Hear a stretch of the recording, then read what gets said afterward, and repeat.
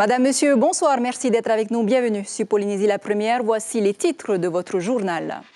Pour éviter l'introduction du coronavirus en Polynésie, le gouvernement renforce les contrôles à l'aéroport de Fa'a à tous les vols internationaux. Également dans cette édition, le ras-le-bol des salariés de la direction des affaires sociales, surcharge de travail, qualité de service médiocre, les fonctionnaires territoriaux réclament des effectifs supplémentaires. Et puis nous ouvrons dès ce soir notre page sur les élections municipales. On vous emmène à la rencontre de la population de Te Ahupu'o. Et puis cette question, que feriez-vous si vous étiez maire? Les réponses sont à découvrir dans quelques instants.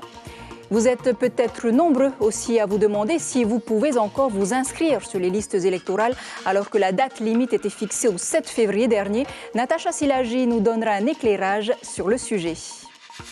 Jérémy Flores, Michel Bourrez et Joanne Defay, la sélection française de surf est à Tahiti pour préparer les Jeux olympiques de 2024, un voyage technique pour peaufiner leur préparation physique. Enfin, pour terminer, on s'intéresse aux bouliers chinois initiés aux élèves de 6e et 5e du collège de Mahina, une manière très ludique d'apprendre les mathématiques. Plus d'un mois après la détection du coronavirus à Wuhan, le bilan s'élève désormais à plus de 1000 morts en Chine et la Polynésie est toujours épargnée pour l'instant. Au port de Papeete, cela n'a pas eu d'impact sur la vie des entreprises, en sachant que les conditions de transmission demandent une très grande proximité avec les porteurs du virus. Eh bien, on reste serein. Stéphane Ratino, Hubert Liao. Rien n'a changé, le même rythme, la routine. Les containers venus de loin sortent toujours du port autonome. En moyenne, 2 bateaux par semaine y déchargent leurs marchandises. Pas d'angoisse particulière, d'autant que la durée d'incubation du coronavirus est de 14 jours. Le Pacifique est immense. Parmi les dockers, une sérénité, le calme des troupes aguerries. La venue éventuelle de cette épidémie n'est pas un sujet de conversation. Tous les problèmes de maladies qui arrivent, on est les premiers exposés. Les gars mettent des masques en ce moment ou pas du tout? Non, pas du tout. Peut-être pour le ciment, oui. On peut se protéger pour les poussières, mais pas pour la maladie. Je crois qu'il y a quelque chose qu'on peut acheter. Aujourd'hui, il n'y a plus rien. Peut-être il faut acheter des Always. Pourquoi pas? Les dockers te parlent de ce problème-là ou pas du tout? Non, pas du tout. Aujourd'hui, on n'est pas concerné. On ne regarde pas sur ce problème-là. Tout ce qu'on regarde, c'est qu'il n'y ait pas un conteneur qui tombe sur la tête. Europe Assistência, Orana Graziella, votre écoute. No stress dans cette entreprise d'assistance spécialiste des Evassan et du rapatriement sanitaire. Le quotidien n'a pas changé. L'information du ministère de la Santé a été donnée. Le matériel de protection pour les 70 personnes qui œuvrent dans cette structure a été distribué. En moyenne, plus d'une dizaine d'évacuations sanitaires est réalisée chaque semaine. Paris-Auckland comme destination principale. On n'a pas ressenti une particulière inquiétude vis-à-vis des patients. On a eu nos collègues qui nous ont justement demandé pour savoir comment gérer pour les patients qui partent en évacuation sanitaire. On leur a informé, on les a transmis donc, les informations qui viennent du ministère et du SAMU et mis à disposition le matériel. Et donc là, on en rajoute l'onglet coronavirus et pour l'instant, il n'y a aucun souci. De toute façon, quand on arrive dans les aéroports, que ce soit en Nouvelle-Zélande, à Los Angeles ou à Paris, on est soumis aux mêmes contraintes que n'importe quel autre touriste qui passe par cet aéroport-là. À ce jour, les Polynésiens partant en vacances demandent peu d'informations. S'ils souhaitent aller dans certains pays d'Asie, l'assistance leur conseille de reporter. Et malgré cette apparente sérénité, les fake news continuent d'alimenter la psychose. Le dernier en date étant ce week-end d'une prétendue touriste chinoise malade à Tikehau. Une information démentie par le ministère de la Santé. Jacques Reynald étudie même la possibilité de porter plainte contre les personnes qui diffuseraient des informations erronées. Pour rassurer la population, du coup, les contrôles à l'aéroport seront désormais étendus à tous les vols internationaux. Thierry Stamfleur, Patita Savia. La présidence arborait ce matin encore les décorations du Nouvel An chinois, mais l'heure était plutôt à tenter de rassurer une opinion publique inquiète, si l'on en juge par la virulence des échanges sur les réseaux sociaux.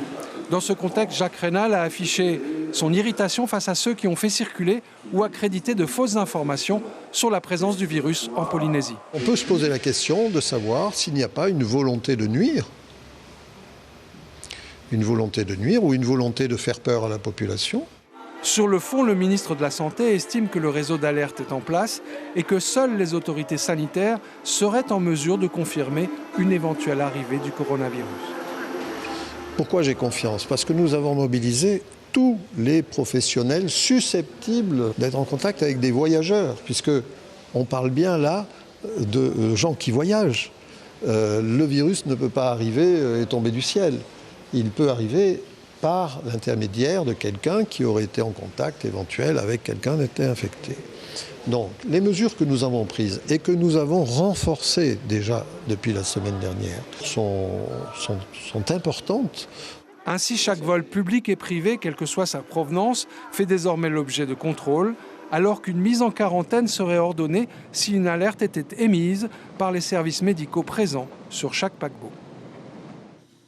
Au chapitre social, les syndicats du centre hospitalier du Taouni reviennent sur leurs revendications du mois d'août dernier. Ils demandent l'organisation de concours pour les 444 CDD de l'établissement selon le protocole d'accord signé avec le ministère de la fonction publique en septembre dernier. Si aucune rencontre n'est prévue avec la direction de l'hôpital, les syndicats risquent de déposer un préavis de grève. Les précisions de Madeleine Tapoutou au micro de Gilles Taoutou. Pour l'engagement de notre direction, nous, on est en comité de suivi. Donc, chaque mois, nous faisons une réunion avec notre direction. Donc, on peut dire que ça va bon train. Hein? Mais par contre, l'engagement du ministère, c'est là où il n'y a rien. Nous n'avons pas d'écho, on n'a rien. Il n'y a pas de suivi. Il n'y a pas de suivi. Donc, notamment le plan le plan de concours 2020. Normalement, il a été acté dans le protocole du 3 septembre. Il a été acté qu'il devait sortir justement l'arrêté pour ce plan de concours, catégorie C, avant le 30 septembre. Et or, jusqu'à aujourd'hui, rien du tout. Autre mouvement social du côté de la direction des affaires sociales et de la famille en manque d'effectifs.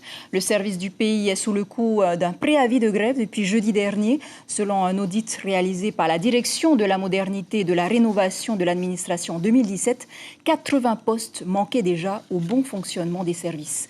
Les précisions de Nicolas Suir et Mirko Vanfo. Le manque d'effectifs des agents de la direction des solidarités, de la famille et de l'égalité débouche sur une grève. Un constat dénoncé depuis 2 ans par l'audit de la direction de la modernité et de la rénovation de l'administration. Il leur manquerait 80 postes pour pouvoir faire leur travail dans de bonnes conditions.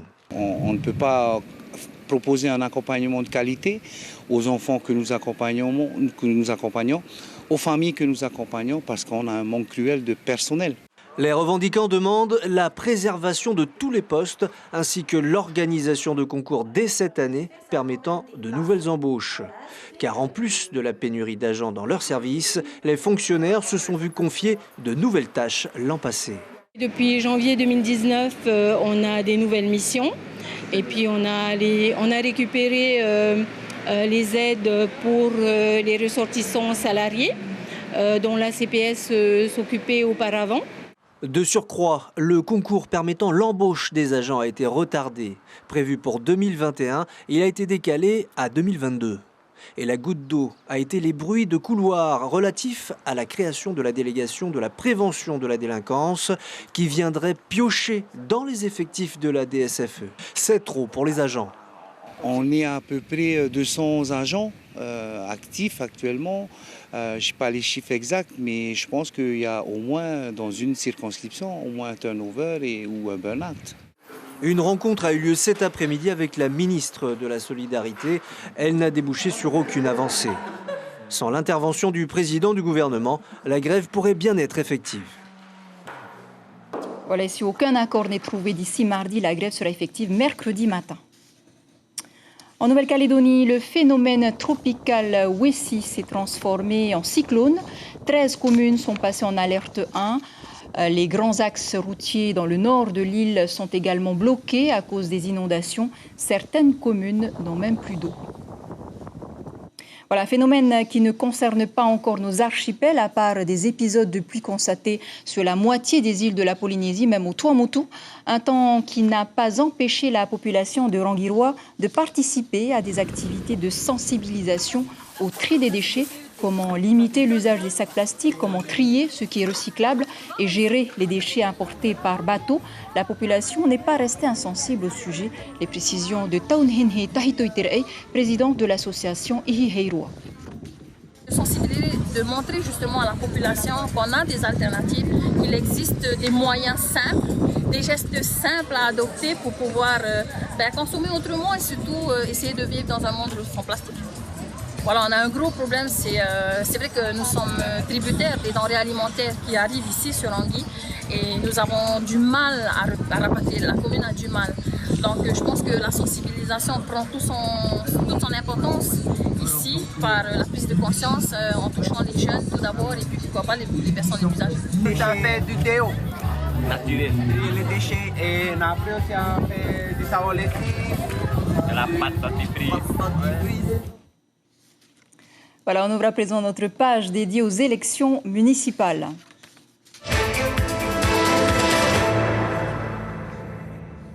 À un mois du premier tour prévu le 15 mars, plein phare ce soir sur la commune de Tehupo. Cette commune associée de Tayarapu Ouest compte 1419 habitants et ne dispose toujours pas d'eau potable.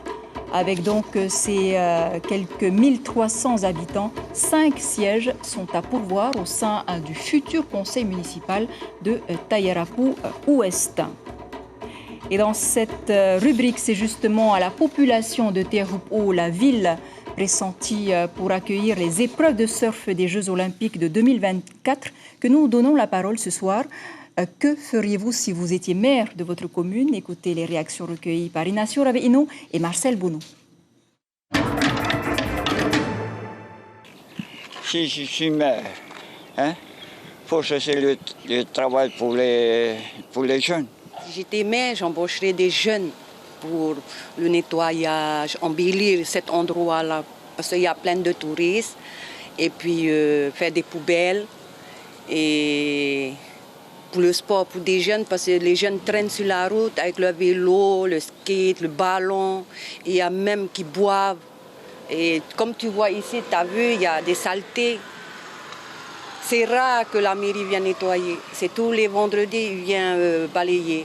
Aujourd'hui, les jeunes, ils traînent 5 mois. Pas de boulot. Il faut choisir d'abord avant d'aller au maire. Si j'étais maire de Tehupo, déjà préserver le phénomène Aïhéré, parce que c'est un endroit où je pense qu'à Tahiti, il n'y a plus ce genre d'endroit, nature, où il n'y a pas de voiture. Aujourd'hui, je vis là-bas. Aujourd'hui, je vois qu'il y a beaucoup de prestataires excursions, les portions de famille. Petit à petit, ça se développe par là-bas. Alors je pense qu'il faut préserver ça, et avec le rahoui aussi, qui préserve le poisson pour nos futures générations. L'arrêt de bus, il faut embellir aussi, parce que là, quand il pleut, les enfants, quand ils viennent ici, se mouillent. Il faut prolonger un peu, parce que là, j'ai pitié des enfants pour l'école. Ça va encore quand il fait beau, mais pas la pluie. Quand il y a le vent, je ne te dis pas, les enfants, ils courent n'importe où, sinon ils montent. Ils vont escalader le grillage. Voilà le truc. Il faut améliorer encore. Facile à dire, mais le faire, c'est pas pareil. Et aujourd'hui, je pense aussi, entre parenthèses, ce qu'il faut éviter, ce sont les racistes politiques, les couleurs, tout ça. Je crois qu'un maire doit travailler pour toute la population, qui ne doit pas regarder la couleur, et travailler pour tout le monde. C'est ça mon avis personnel. Voilà, et demain, nous nous rendrons à Mataya. Et depuis ce matin, le débat des municipales est ouvert également en radio sur Polynésie la Première dans l'invité café, avec chaque matin un candidat. Le maire de Mahina a ouvert le bal ce matin, justement. Il explique les grandes lignes de sa politique à Ibrahim Ahmed Aziz. On écoute Damas Tewira. Nous avons 2 axes stratégiques sur le programme. Tout d'abord, il faut continuer un peu l'apurement un peu de tout ce passif qui pèse dans le budget, contrairement à ce qui est raconté par le passé. Mais on a toujours un passif qui pèse. Donc il faut continuer à apurer, il faut continuer à investir pour développer. Il est de combien ce passif? On a un passif qui aujourd'hui pèse, c'est les redevances impayées. Donc nous avons signé récemment, en 2017, la charte de recouvrement. D'accord, mais ça fait combien? Un peu moins de 800 millions. Et sachez que demain, Natacha Helm, une autre candidate en lice à Mahina, sera l'invité café de votre matinale radio. La tête de liste d'Amouithir Anou Mahina dévoilera le programme de son équipe. Et puis, vos questions seront attendues au 40 86 16 00. Et pour mieux comprendre toutes les subtilités de ces élections municipales, nous vous proposons ce soir de commencer par le début. Peut-on encore s'inscrire sur les listes électorales alors que la date limite était fixée au 7 février dernier? Certains ont droit à un délai. Natacha Silagi, bonsoir. Bonsoir. Plus de possibilités effectivement de s'inscrire depuis vendredi. Sauf exception, un délai est donc accordé dans certains cas, vous l'avez dit, jusqu'au 5 mars prochain. Vous avez droit à un mois supplémentaire si vous avez eu ou si vous allez avoir 18 ans après le 7 février, que vous soyez français ou jeune citoyen d'un autre pays d'Europe. Même chose si vous devez déménager parce que vous êtes soit à la retraite depuis le 7 février ou que vous êtes muté ailleurs dans le cadre de votre travail. Cela marche aussi si vous venez d'être naturalisé français et que vous n'avez pas pu vous inscrire avant le 7 février. Et enfin, si vous avez recouvré votre droit de vote après la date limite d'inscription, vous entrez aussi dans la case du délai supplémentaire.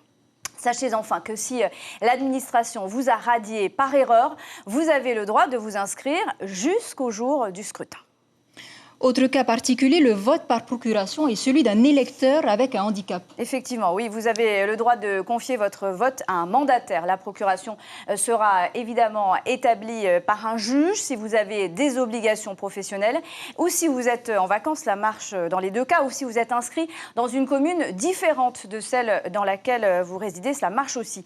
Les électeurs handicapés peuvent eux aussi choisir de voter par procuration ou d'être assistés le jour du scrutin ou de s'en remettre à leur tuteur légal, évidemment. Est-ce qu'on connaît déjà le nombre d'électeurs, Natacha? Alors non, pas encore. Les communes ont jusqu'à mercredi pour se prononcer sur la légalité des inscriptions, mais on peut se référer aux dernières élections européennes pour lesquelles on a compté 195 000 électeurs. Natacha, merci beaucoup pour cet éclairage. On vous retrouve donc lundi.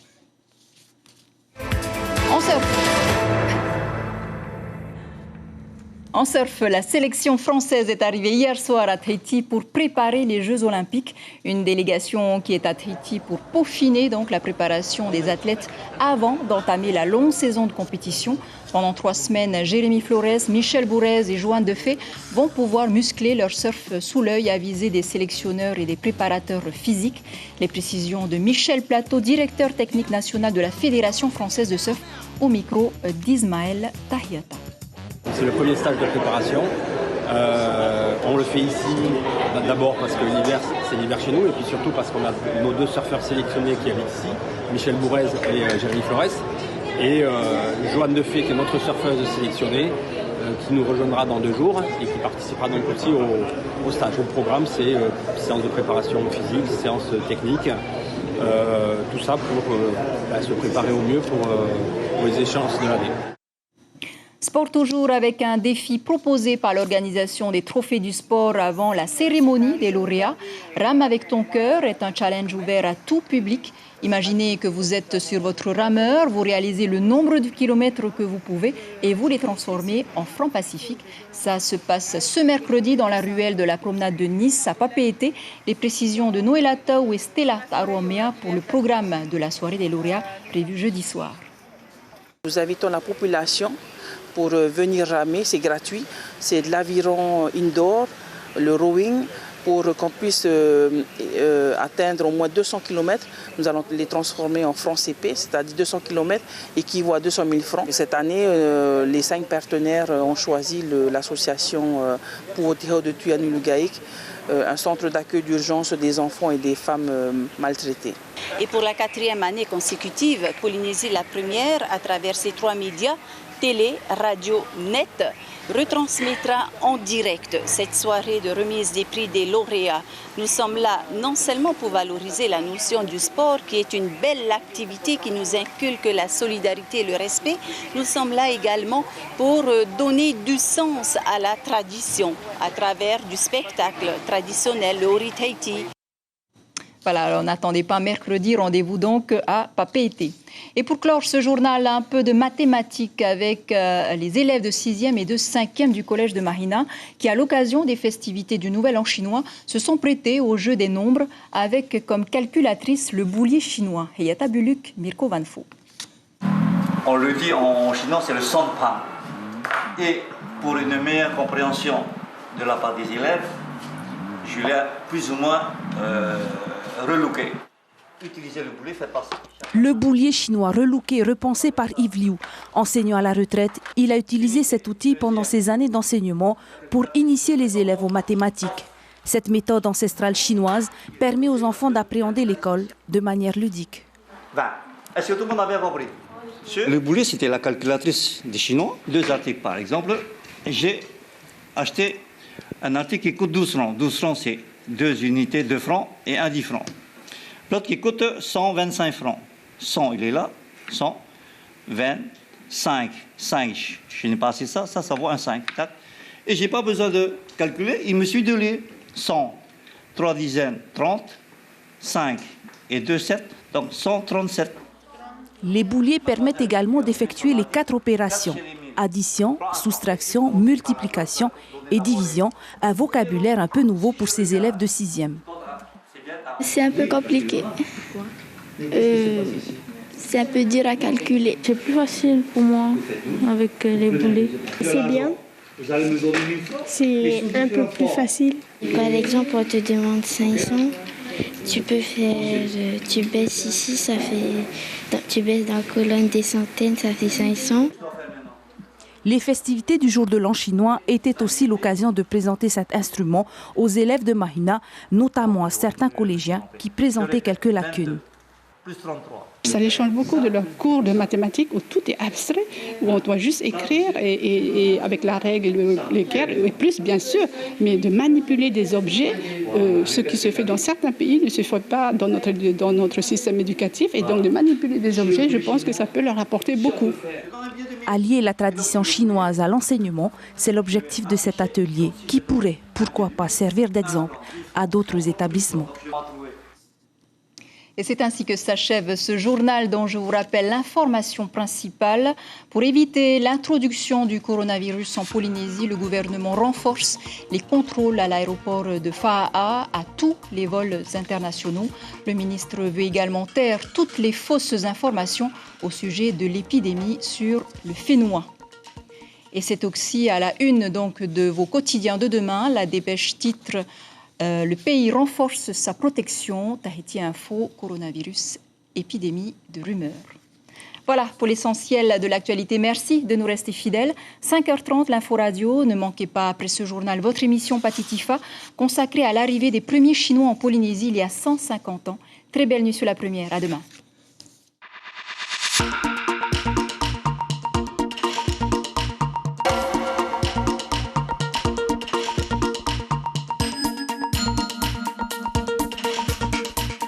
Retrouvez notre journal en replay sur notre site internet.